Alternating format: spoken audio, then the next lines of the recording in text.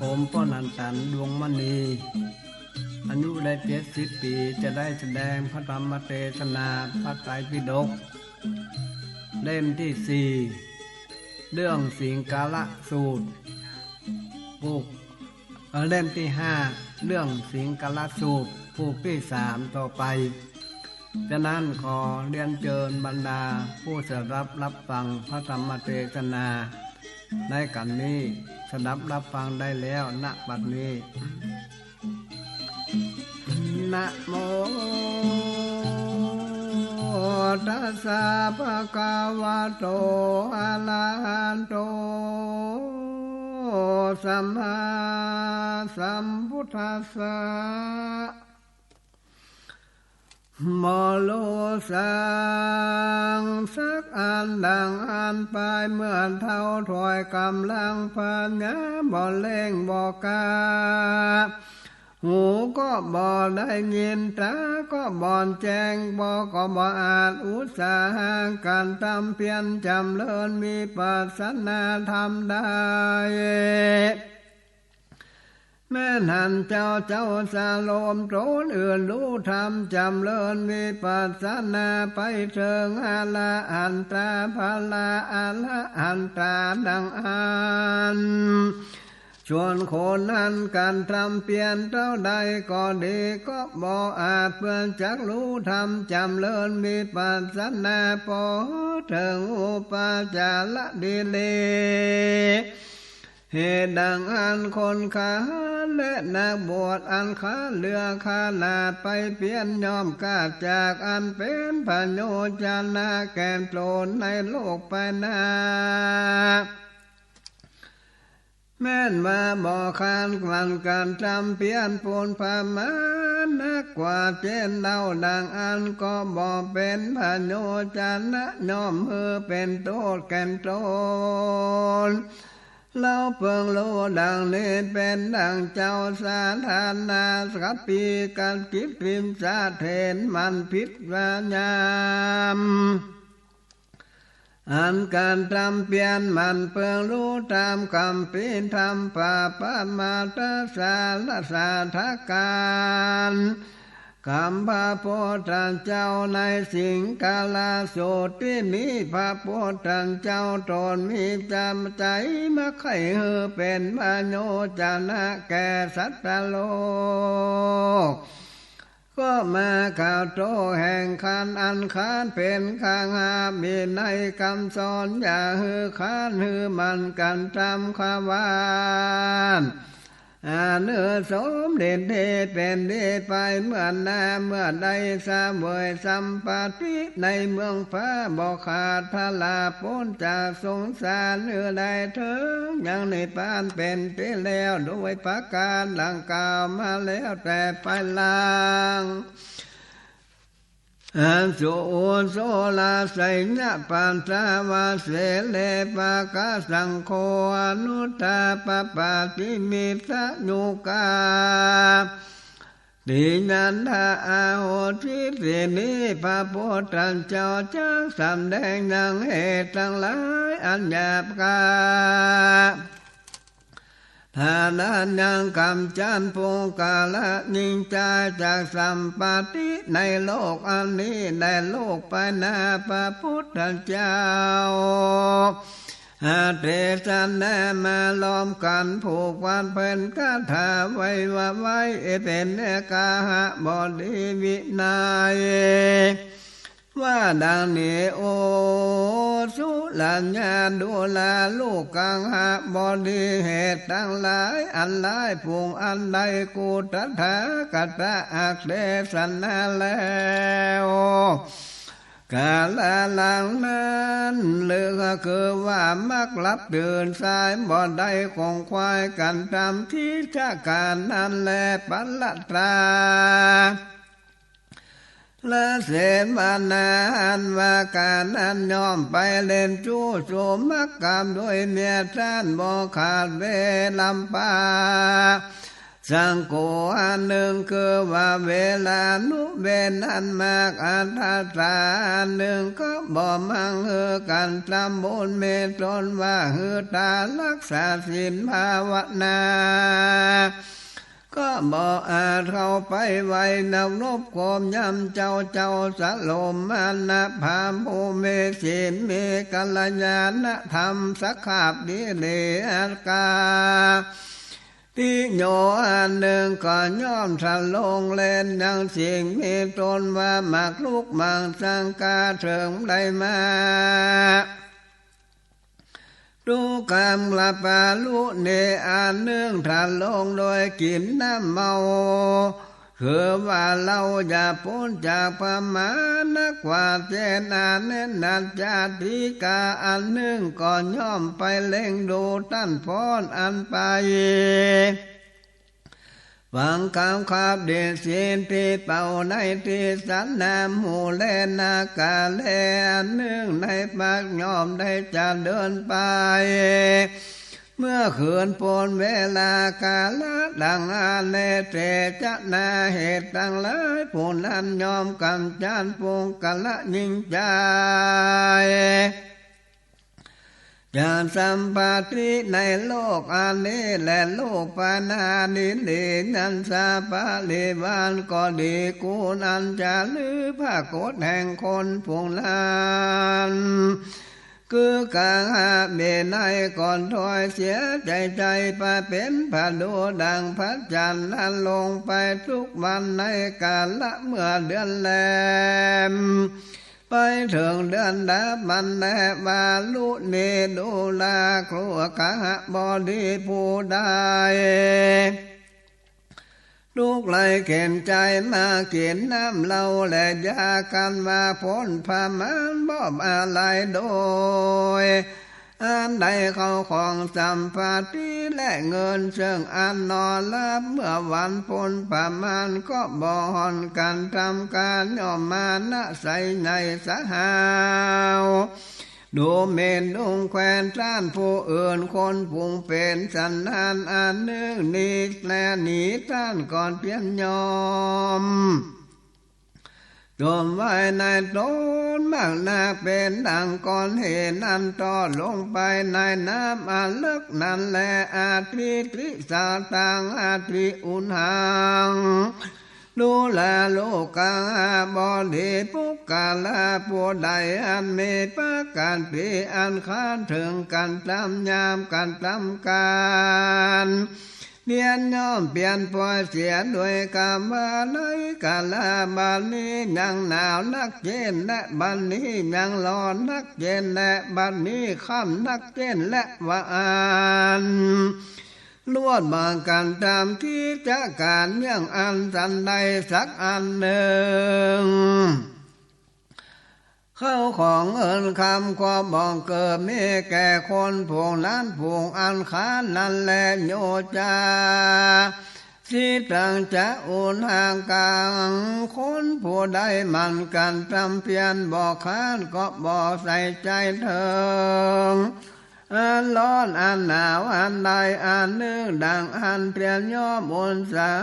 การทำการนั้นเพิ่งได้การตามย่อมจำเลินเข้าของสัมปติในนัจจะปริวารย่อมประกอบด้วยสุขลมเมื่อดีเลพระพุทธเจ้าตัวนั้นประกอบไปโดยมหากรุณาเทศนากังหาพระบินายผู้นี้ไว้เป็นกันทาจำเดินแก่ผู้กาละยิ่งใจทั้งหลายพุงคงควายพระโยจันนะอันนี้ในโลกนี้และโลกไปนาดังอันผู้มีปัญญาเพิ่งลำเพิงเป็นจาลานาดูแจ้งเป็น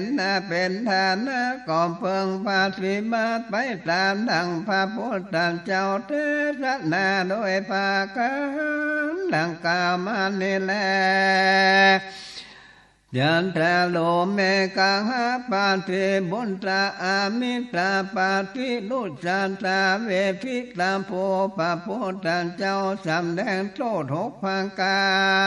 ร แห่งอันคานไว้เป็นกลางหาทะบีในแล้วเตมีพระพุทธเจ้าจังสำแดงคนพงเป็นข้าศึกการตามตนเป็นดังมิตรนั้นเล่าพระพุทธเจ้าก่อนเทศนาแก่ลูกกาบอดีผู้เจอว่าสิงกาลากะว่าอันเดลูกแขวงพากาบอดีนั้นมีข้าศึกทั้งหลายจำพวกนี้แลก็ดำตนเป็นดังมิตรสหายเจดังอันผู้กาลาผู้มีปัญญาเพิ่งรู้มาดังนี้เตจันตุหิโคกังหะปาติบุตตาทะเถเนหิ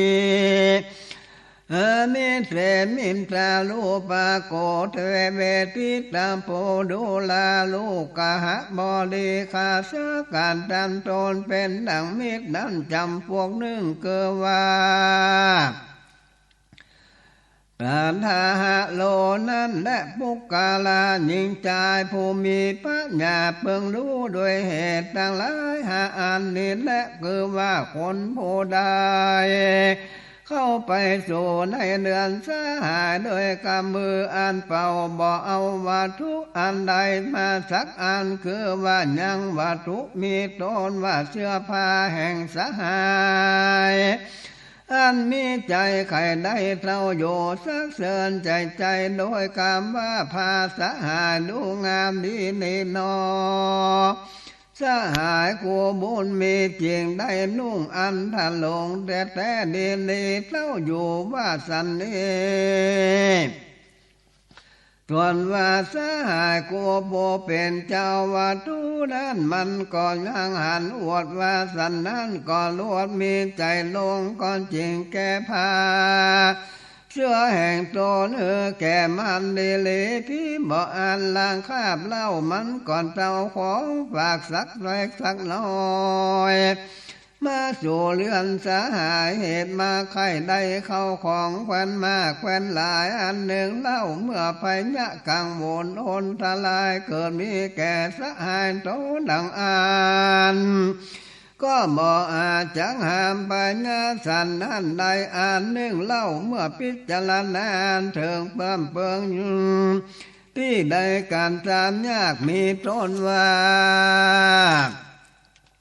การบ้านการเมืองมาข่มแห่งสหายดังอันมันก็บอกคงควายช่วยเฮือแล้วกินจังการเดี๋ยวนั้นสักอันคนโบนั้นหันมาปาดันเนปงกาละภูมิปัญญาทั้งหลายเพิ่งรู้ว่าเขาเป็นข้าศึกกันตามตนเป็นดังมิตรโดยเหตุต่างละและคนผงกล่าวมาเนได้ชื่อว่าอัญญาตัทธะละหาจำพวกเรื่องเหตุว่ามันเต้ามาด้วยเมตอันไข่ใดเข้าของบ่ได้บ่ใส่ใจมาโดยมาบ่เฮอเป็นพาโยจันนะสักอันเจ้าจักปองเอาเข้าของสหายไปแต่สิ่งเดียวแลจันโตหิโคกังอาปาติปันติมุตตะลาเนหิวาจิปะละโมมิตราโลกาลาโลกากาหะบอดีขาเสกันดำตนเป็นดาเมจำพอหนึ่งชื่อว่าวาจิปะละมาผู้มีปัญญาเพิ่งรู้โดยเหตุทั้งหลายที่อันดังนี้ในเมื่อสหายโตนะสู่เรือนดังอันคนผู้เป็นเจ้าเรือนนั้นเต้ามีคำปากอันหวานเจียนจานยะเป็นดังจักเฮือสั่งนั้นละโดยคำว่าสหายเจ้าบ่มหาแต่วันวานี้ผู้ข้าก็ได้ไว้สิ่งมีตนว่าพิจาเข้ากาและเข้าสาลีถ้าสหายเจ้าดิลิถ้าสหายเจ้าดิลิเมื่อนี้ข้าก็ได้เฮือแก่พุงเขาผู้อื่นแล้วและดังว่าข้าดังที่ข้าก็จักเฮือแก่สหายเจ้านั้นทาลีว่าคนผู้เป็นชันนี้ชื่อว่าขอพาทนาภาษา โดยสามัญทาลาเย็นดีด้วยกำปากคามลงแล้วบ่ได้อันหนึ่งคนเราผู้ใดภาษาใดด้วยกำปาดันเหปาเมื่อไปนาเข้ากาก็เราก็ดีจักเมตตนมีหลวงอันดีอันดกดีจ้าและในเมื่อเขาใส่เนี่ยเมื่อนั้นผู้อาคาก็บอกอาจเพื่อว่าจะสั่งกาแก่สหายเจ้าได้จะและดังนี้ก็ดูเป็นดังไปนี้สังสาสังกรและว่าอาคนผู้เป็นสันนี้ชื่อว่าภาษาไหลโดยกำปากอันมาเดิงไปนั้นจะและอันหนึ่งเล่าคนผู้ใดได้เป็นนายจ้างนายม้าอันยังนั่งอยู่เหนือหลังจ้างหลังมาหลอนหันสหายโสนเตียวทางมาด้วยตีนั้นก็กล่าวว่าสหายจงมาขี่จ้างขี่ม้ากับโดยกันเตว่าอันก็ดีพี่บ่อันก็ปวดพ้อยกาว่าคาถากูเพื่อนี้ควรแก่สหายควรลุ่งถ้าลงเดลีดังว่าผ้ากูยังพอมีส่องเพื่อนดังอันกูก่อนจังแก่สหายกูลงถ้าลงเดลีว่าอันคนผู้เป็นสันนิเต้ามาทัลาจังกะยิ้มดีด้วยกำปากบ่เสียนดาที่แต่มันบ่อาจจักได้ง่ายพากา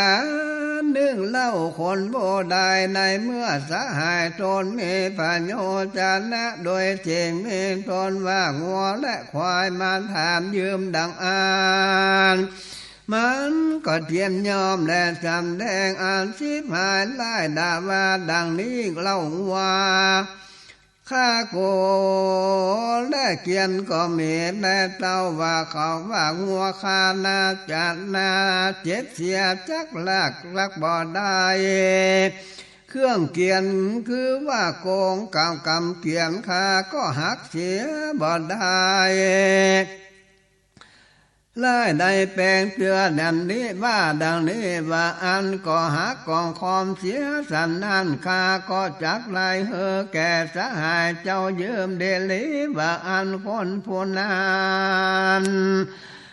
สลายโดยคำป่าเป็นสันนิการตะลำเบิงว่า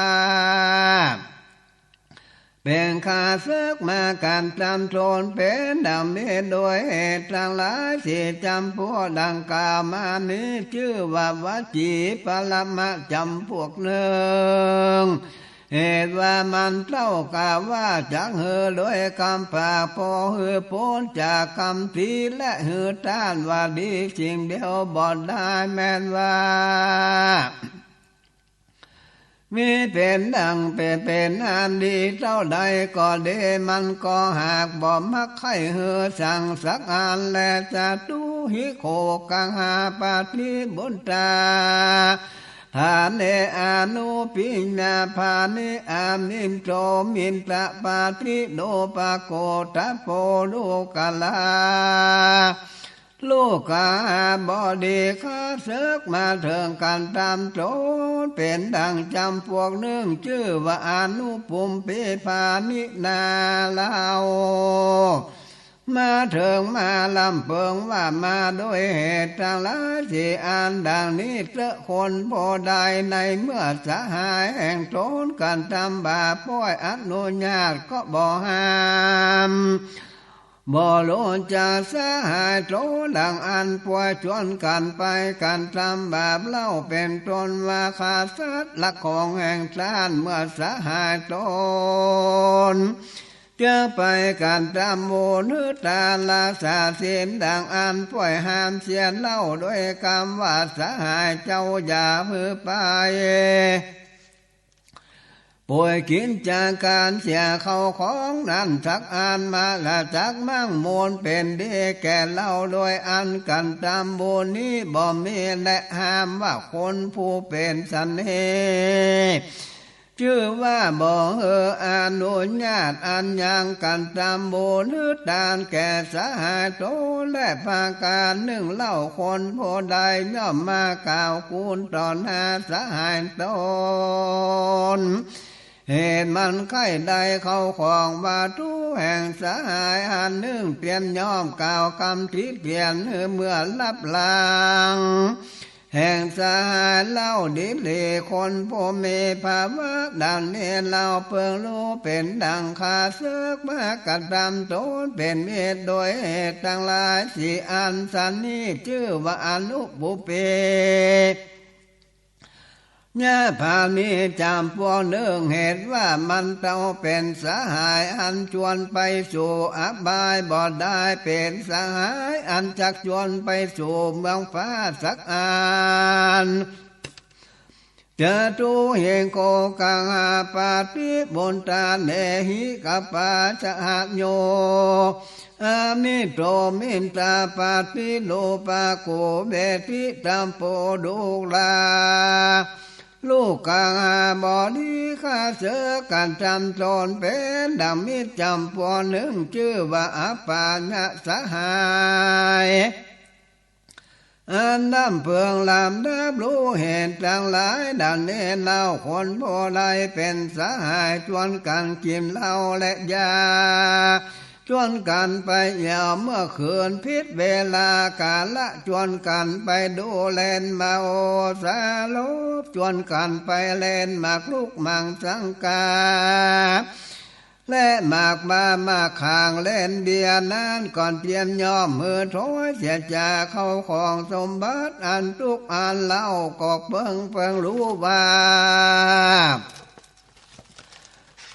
เป็นข้าเสือการจำโทนเป็นดังเมตเป็นดังเหตุทั้งหลายสี่อันพวกนี้ได้เจอว่าอบายสหายจำพวกหนึ่งได้เหตุว่าเจ้าเป็นสหายยามกินเหล้าและยานั้นแหละยามชวนกันดูยังสิ่งมีตนว่าท่านเล่นมาโอสาลบนั้นจักเป็นเหตุชิมหายไว้วอดไปในจวนนี้จวนหน้าบอกกาดบอกกาสั่งสักอันดีเลยพระพุทธเจ้าสำแดงยังขาดสักอันนี้โตนานเป็นนิสิตจำพวกนี้โดยเหตุทั้งหลายได้16อันไว้เป็นวินัยแก่คนทั้งหลายคือคงควายเว้นจากมิตรผู้เป็นดีบ่ดีและโดยปังการเป็นดังกล่าวมาแต่ภายหลังดังนี้แลที่นี้พระพุทธเจ้าจักสำแดงอย่างมิตรผู้ดีมีใจอันงามจิตจำพวกเล่าเพิ่งรู้โดยเหตุทั้งหลาย16อันเล่าไว้เป็นกังหาธรรมวินัยพระพุทธเจ้าเจงจักเทศนาวาดังนี้จัตตาโลเมอโคกาปาติดังนี้เป็นตนดูลาลูกกะบอดีมิตรทั้งหลายพวกดีมีใจงามมีสิจำพวกมีผู้มีปัญญาเพิ่งรู้ดังนี้คือว่ามิตรจำพวกหนึ่งชื่อว่าอัปปากาลมิตรย่อมมือเป็นกูลแก่สหายตนมิตรจำพวกหนึ่งชื่อว่าสัมมานาสุขามีเหตุเลือสุขทุกข์เสมอกันกำสาหายตนมีจำพวกหนึ่งชื่อว่าอันทาคายำปีเหตุว่าย่อมกล่าวกรรมอันดีมีปัญญุจนาแก่สาหายตนมีจำพวกหนึ่งชื่อว่าอนุกาปิญญามิตรย่อมเอ็นดูคนหาแก่สาหายตนพระพุทธเจ้าเจงจันเทศนาสำแดงมิตรฉีจำพวกอันนั้นไว้โดย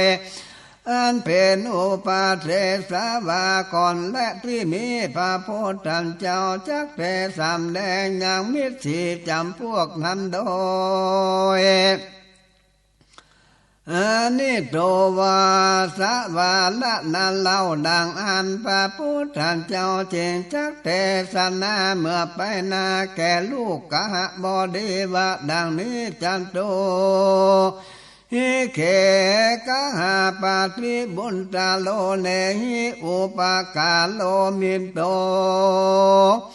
สังอาโยเวทิตาโพโดลาลูกสาขาลูกกาบอดีมิตรผู้ดีมีใจอันงามชื่อว่าอุปการะมิตรแลเราเพิ่งรู้โดยเหตุต่างหลายทั้งสี่อันนี้และผู้ใดเป็นมิตรในเมื่อสหายกินโตนกินเอายาเมาพ้นประมาณนอนอยู่กลางบ้านกลางทางสันนิสัตทะลูผู้ใดผู้หนึ่งมาแก่เอาผ้านุ่งผ้าสบายแห่งสหายกูไปเสียบ่อยากจะแลกันนิ่งใจว่าอันแล้วก็นั่งโยเฝ้าพอสหายโตนออกไปนอกบ้านนอกเรือนบ่อันก็กินเดายาเมาพ้นพามานนักแลละบ้านละเรือนเสียดังอันคนผู้เป็นมิตรย่อมกันเองใจว่าดังนี้เดือนแห่งสหายโกเนหาคนผู้จะอยู่เฝ้ารักษาบ่ได้ขาดเสือผู้ใดผู้หนึ่งมาลักเอาเข้าของแห่งสหายกูบ่อยากจะแลมันข้าเน่งสันเอแล้วก็เข้าไปสู่เรือนสหายแล้วก็รักษาเข้าของสหายบ่หือสิบหายสั่งสักอันดังอันก็ดีอันหนึ่งเล่าคนโบราณเป็นนิกับกลวยโตนในเมื่อไปยะกลางบนโอนทลายอันใดอันหนึ่งได้เกิดมีแก่สหายโตนดังอันคนผู้เป็นมิตรนั้นก่อนเตรียมยอมเล่าลมสหายโตนโดยคำว่าดังนี้สหายเจ้าอย่ากลัวสักอันเตอะในมือสหายผู้หันมาปานดังนี้ยังอยู่กับกันโดยสันนี้และดังเลือและกลัวนั้นจะว่าอันแล้วก็นำเอาอย่างปัญญาเน่านั้นและเป็นที่เพิ่งแก่สหายโตดังอันก็ดีอันหนึ่งเล่าคนผู้เป็นมิตรในเมื่อกิจยังการอันเพิ่งกันตามในเรือนเจ้าปัญญาในเวียงและโพนเมื่อเกิดมีสหายโตนดังอันสหายโตนแล่นมาสู่สำนักแห่งโตนดังอันคนผู้เป็นนี้นั้นหันสหายโตนมาโดยด่วนโดยรีบฉันนั้นก่อนถามว่าดูว่าดังนี้สหายเจ้ามารีบนักสันนิเหตุอันใดเจ้าว่าอันคนผู้เป็นสหายกองกล่าวว่าดังนี้กิจการแห่งข้าอย่างหนึ่งก็เมื่อก็เกิดมีในเรือนหลวงพญาเจ้าโพละแนะนาว่าอันคนผู้เป็นสหายกันว่าได้ยิมกรรมสหายโตนว่าดังอันเจนถามว่าโดลาว่าสันนิเพวากิจการแห่งสหายเกิดมีในเรือนหลวงปัญญาดังอันยังจักควรไหลเข้าของวัตถุยังใดแห่งข้าจักไปแล้วกิจการอย่างนั้นจะในเมื่อกรรมอันคนผู้เป็นมิตรถา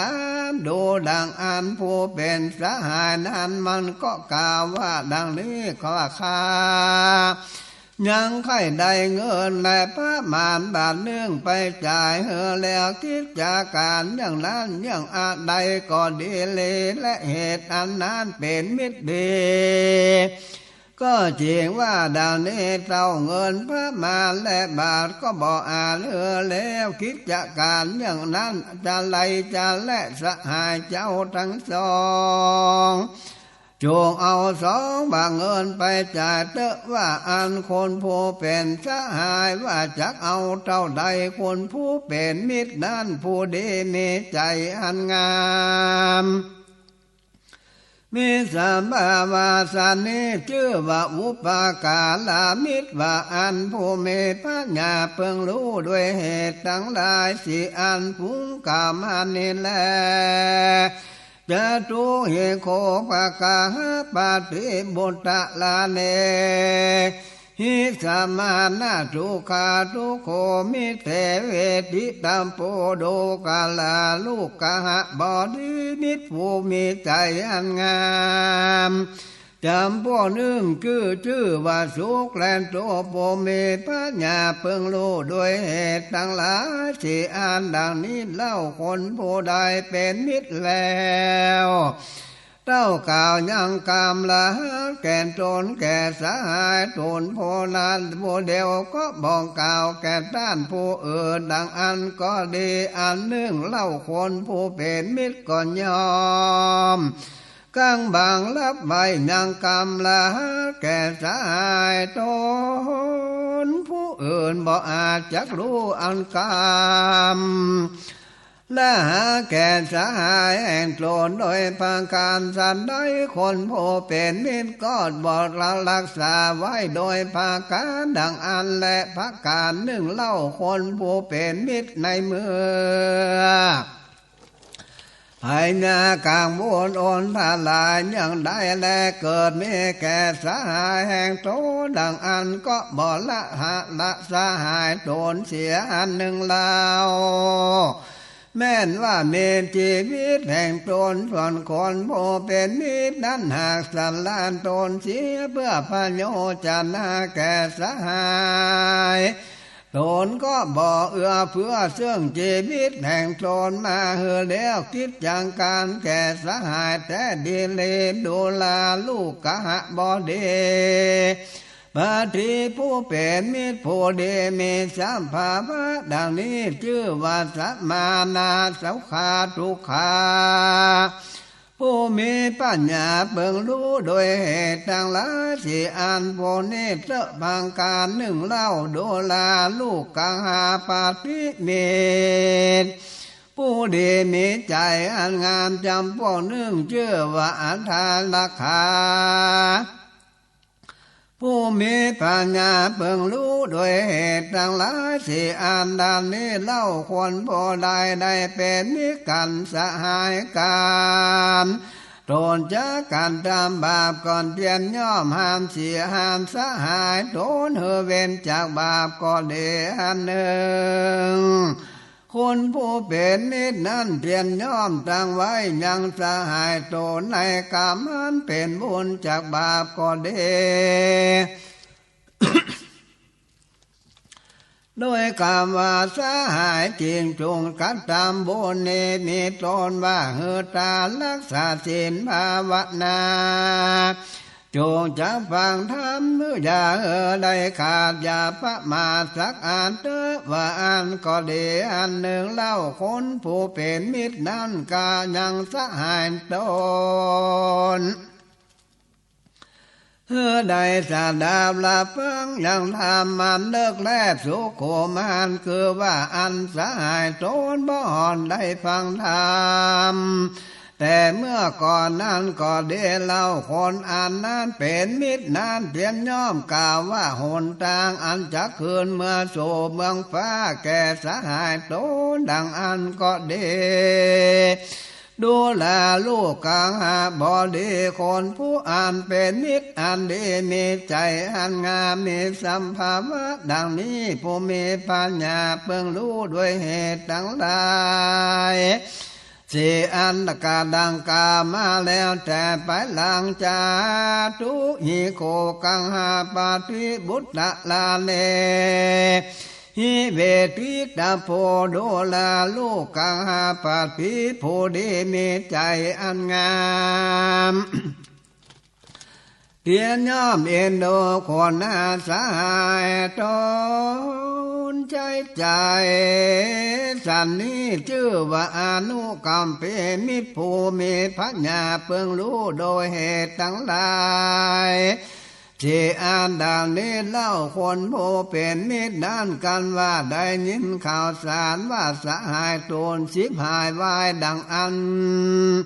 ก็เป็นอันบ่เย็นดีน้อยใจนักและนานหนึ่งเล่าคนผู้อันเป็นมิตรนั้นกันได้ยินข่าวสารว่าสหายตนสมฤทธิ์เป็นเดมีเข้าของนักจำเลินโดยเข้าของสมบัติเงินคำจักใดเป็นใหญ่ดังอันก็มีเปียที่จมเจิญยินดีมากนักอ่านหนึ่งเล่าคนโพเป็นมิตรนั้นในเมื่อต้านและที่เตียนนินตาสหายตนดังอ่านคนผู้มีชื่อดังนี้พังลานักมีรูปบ่งามมีจาติก็ถอยหาสินหาธรรมบ่ได้ดังอ่านคนผู้เป็นมิตรนั้นก็ย่อมห้ามจานผูงอันที่เทียนสหายโดนโดยคำว่าดังนี้ส่วนเจ้าอย่ากล่าวกรรมอย่างนั้นคนผู้นี้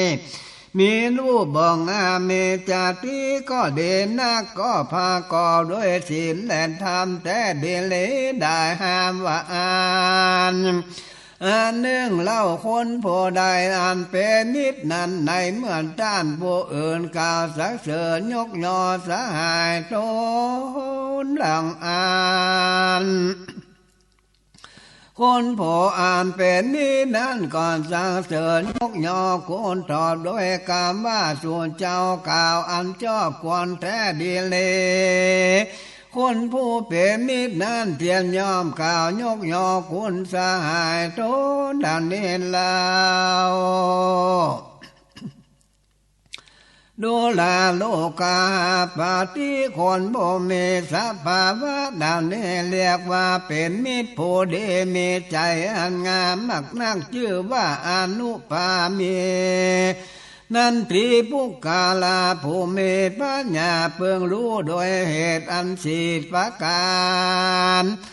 อันป่าหลังนี้เจ้าพระพุทธเจ้าจะสำแดงผู้ดีมีใจอันงามสีจำพวกแจกโดยเหตุทั้งหลายกล่าวได้16อาภาการไว้เป็นกังหาทะบีในแก่คนทั้งหลายได้คงควายหามิตรผู้ดีมีใจอันงามด้วยภาการดังกามันจุกอันภาวะอันเป็นมิตรบ่อนใจมิตรนั้นเล่าเราเปิงรู้ตามในญาอันในเมตตาจะดูพ้นจากอันบาพุทธเจ้าเตชะนาแก่ปัญญาโกศลาโดยอ่านเป็นกันฐานันสามาทากะเป็นได้ในจาดกอันนี้พระพุทธเจ้าก่อมพาโกด้วยเหตุทั้งหลาย32อันคือว่าเหตุทั้งหลายอันตั้งอยู่ในขาดเชือกอันบอดใจมิตรนั้นก็ได้16อันเหตุทั้งหลายอันตั้งอยู่ในอันบ่เป็นมิตรดีนั้นก็ได้16อันก็มีโดยพระการสันใดในสิงคลาสูตรนี้เล่าพระพุทธเจ้าก็ได้สำแดงโดยเหตุทั้งหลายก็ได้32คือว่าเหตุอันตั้งอยู่ในอันเป็นพอบ่ใจมิตรก็ได้16อันก็มีโดยพระการดังกล่าวมานี้และเหตุดังอ่านปุกกาลาผู้มีปัญญาการบาได้ฟังจาดกอันนี้ก็รู้กฎหมายรู้ยังอาถรรพ์สิ่งกาลสูตรจำไว้รู้เป็นในนาสอนใจปุงกาละยิ่งใจทั้งหลายคงความเป็นจากอันบ่ใจมิตรผู้ดีและได้เสพกัลยาณมิตรผู้ดีมีปัญญาการว่าได้ปฏิบัติตามคำสั่งสอนก็แห่งมิตรผู้ดีก็จึงได้ถึงสาลีสัมปติและญาณสัพปริวารอันกว้างขวางในเมืองคูและเมืองฟ้าบ่ขาดสลับตอนเต้า เติงอามาเตมหานินปานั้นเป็นไปแล้วด้วยภาการดังพระพุทธเจ้าเทศนามาอิเมโววะโมโวจะภาวะอิตังวะตัวจะสุบัตโตยันธาพลังภาควานว่าพระพุทธเจ้าโตหักเสียเลี้ยยังลากะโตสะโมหะเทศนายังสมานทลานสำแดงยังขาศึกสีจำพวก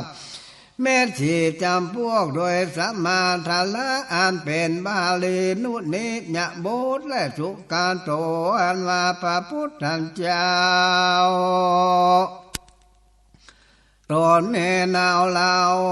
อันงามนากันว่าเทศนาเป็นบาลีแล้วทัดนั้นไปเมื่อนาพระพุทธเจ้าจักสำแดงขาศึกสับสีจำพวก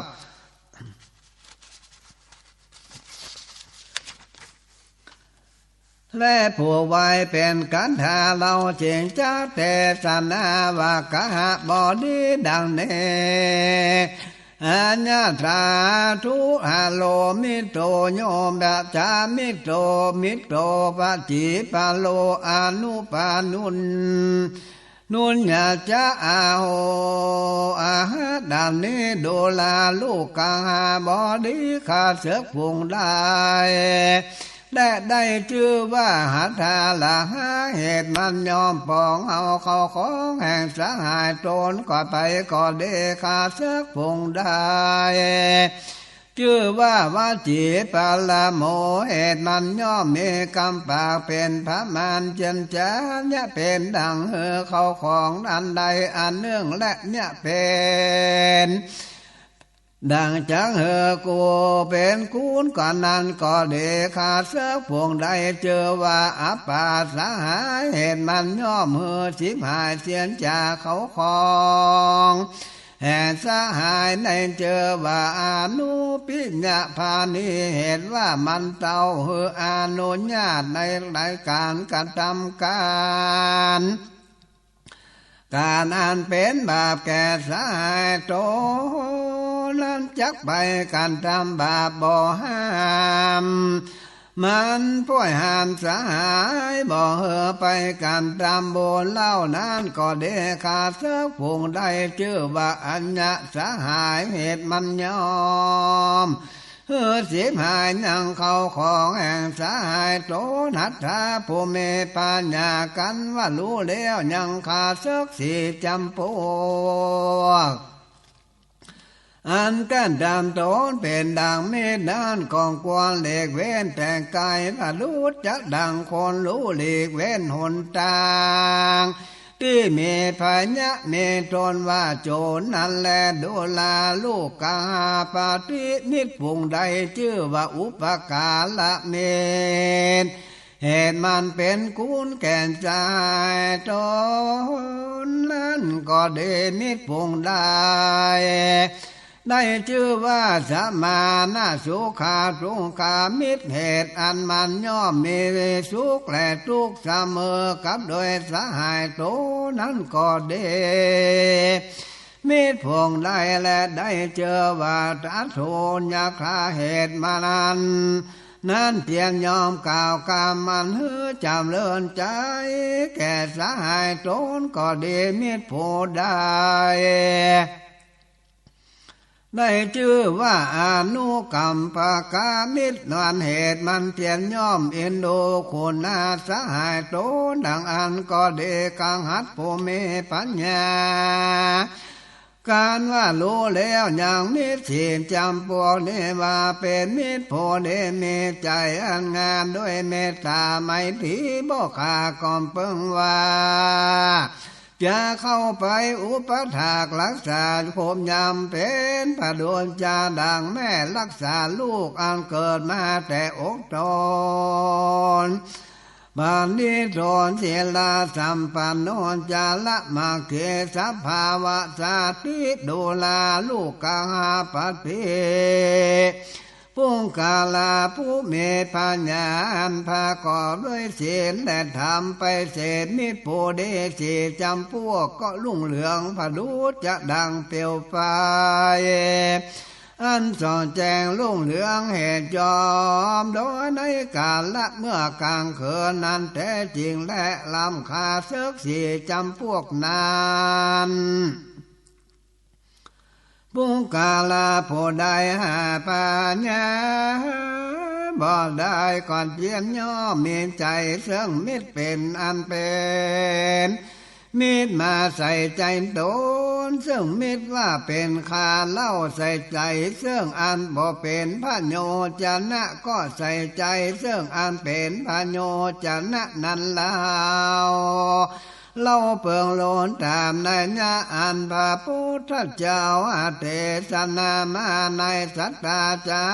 ดกฟังเมื่อโพธิสัตว์เจ้าได้เป็นนายโจรมีปัญญารู้ภาวะอ่านเป็นข้าศึกรู้ภาวะอ่านเป็นมิตรนั้นแจ้งแจ้งอาทิเตงเกลาสะมันเยปาลานาสียังพมมันดังลันจันตังผู้ที่สันโดจาลังกาโหกบหูตัวดังได้ยินมาเนในกาละเมื่อล่วงคำโพ้นไปนานนักในเมื่อปัญญาพมมาตาได้สวยลาเจสัมปติเป็นปัญญาในเวียงปลานาสีวันนานผู้ที่สันเจ้าแห่งเราได้เป็นนายโจรลอยคุณก็ไปอยู่ในคุ้มมนจางเลี้ยงชีวิตโดนก็เมและทัตตากาลนัตถิลันชิยังเอโกกุปิกะโก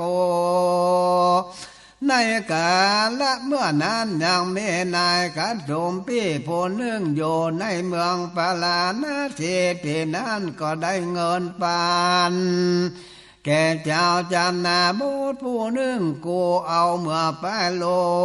นนายการดมพี่ผู้นั้นบ่อนจันไปถามเอาเงินปันนั้นเชื่อก่อนตายไปหันแลอาทาภาลิญญาอาเปลาภาเกในเมื่อไปนาแต่นั้นบ่อนานเท่าใดเลยพระเมียแห่งกัดดมพี่ผู้นั้นก็เป็นเปียที่นอนอยู่เหนือจองในคืนเมื่อจะไก่ตายก่อนเจียนจากับโดยมนุษย์ผู้เป็นลูกแห่งตนว่าดังนี้แต่จะโดลาเจ้าลูกละแก่แม่พ่อเจ้าก็ได้เงินปันเนื่องแก่เจ้าจันนะบุตรผู้หนึ่งชื่อดังนี้บ่อนตามใดก็บ่ได้ไปถามเอาเตื้อนาและส่วนว่าพ่อแห่งเจ้าก่อนตายไปหันแลกูแม่พี่ว่าและตายไปเล่าดังอันเจ้าจันนาบุตรผู้นั้นมันก็จังเงินปานหนึ่งแก่เจ้าจันและในเมื่อกูแม่ยังมีชีวิตอยู่บ่อนตายเตื้อสันนั้นเจ้าจงไปถามเอาเงินปันนั้นมาไว้แก่แม่เตว่าอ่าน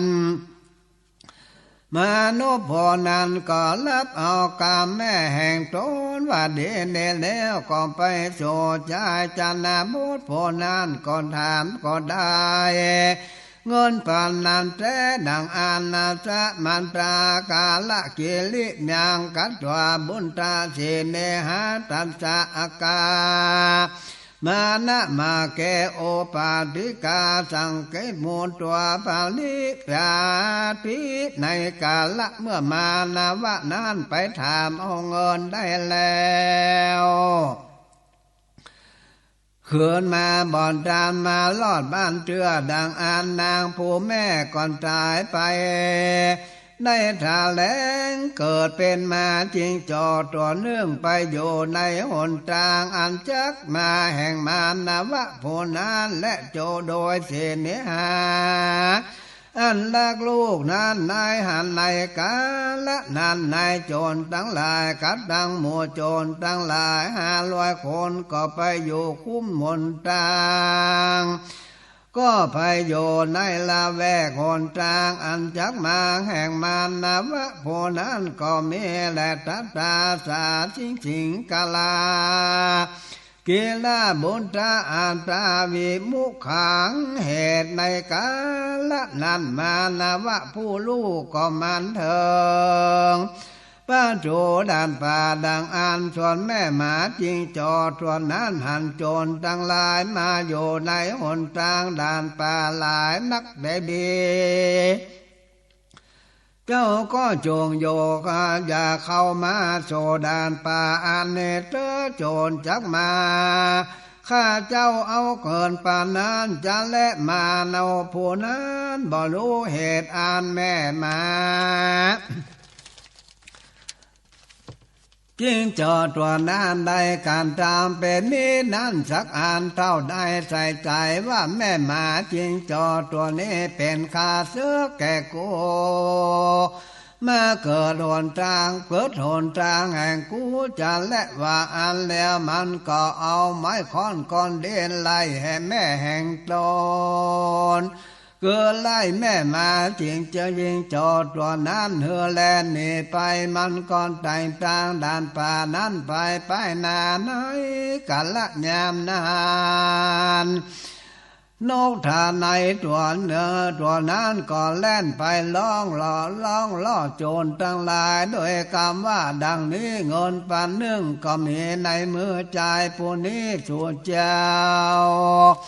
จงเอาใจผู้นี้เสียแล้วเอาเงินปันนั้นเถอะว่าอ่านมานกผู้นั้นก็หันเหตุอันนกตัวนั้นร้องกันตามเป็นดังขาเสือตนสักอันมันใส่ใจว่านกตัวนี้ร้องเป็นมังกรละสวัสดาก่อนจักเฮโกมีจะและว่าอ่านมันก็ย่ออันจุเลไว้นกตัวนั้นแล้วก็กล่าวว่ามึงจงร้องเฮเป็นมังกรละแก่กูเถอะว่าอ่านผู้ที่สัญญาวันเป็นนายโจรนั้นก็รู้เสียงภาษาอันปากจาแห่งสัตว์ต่างหลายมันขี่เนื้ออันแม่หมาจิงจอกนกทานในล่องแล่นไปมาเข้ามาล่อโจรก็คันเองใจว่าดังนี้แม่หมาจิงจอกตัวนี้ลอยเป็นแม่แห่งเจ้ามนุษย์โพเนเหนียวพวกผู้ฆ่าและลูกมันเสียเอาเข้าของแม่เจียงแล่นมาเกิดหนทางห้ามลูกมันจะแลโดยแต่นกทานไหนตัวนี้และลอยเป็นข้าเสือแก่มนุษย์ผู้นี้และลองบอกแกกูว่าเหือพงคามานพโพเนเสียและเหือเอาเข้าของอันนั้นเดเลแม่นอันเดก็มานพโพเนก็มันก็บ่รู้เหตุอันนั้น